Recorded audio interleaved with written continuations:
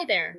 You are now looking at ChatGPT, and as of the recording of this video, ChatGPT has begun rolling out GPT-5, its most recent model. What you'll notice when you go to the model selector is that other models are no longer available. They have all been depreciated, and all of the models are going to be ChatGPT-5 and ChatGPT-5 thinking for more thorough answers. You will also notice that the menu bar has changed.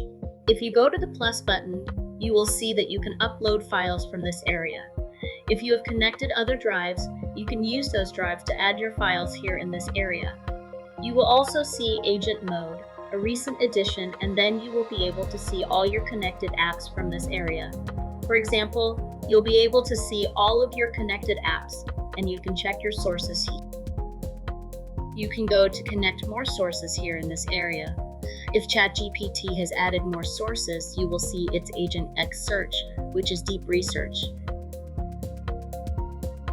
This allows for ChatGPT to search several sources at the same time and to perform multi-step processes to deliver information to you, which you can also see think longer, which is ChatGPT-5. With a thinking model, you will also be able to see that you can create an image, do a web search, work inside of a canvas to do edits, and then a recent edition study and learn. As of the recording of this video, OpenAI does have a help article which might be helpful to read. This article was generated on August 7, 2025. It's here where you can learn about the most recent model as well as recent open source models here in this area. In order to see the difference between GPT-5 and GPT-4.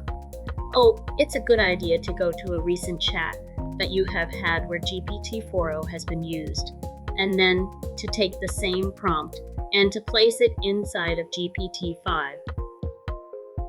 What you should notice is a faster response and a more accurate set of information.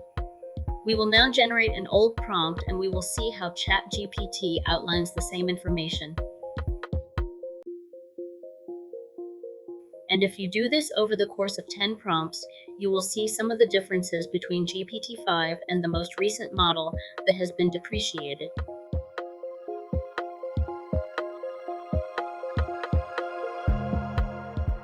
There you have it, and I will see you in another video.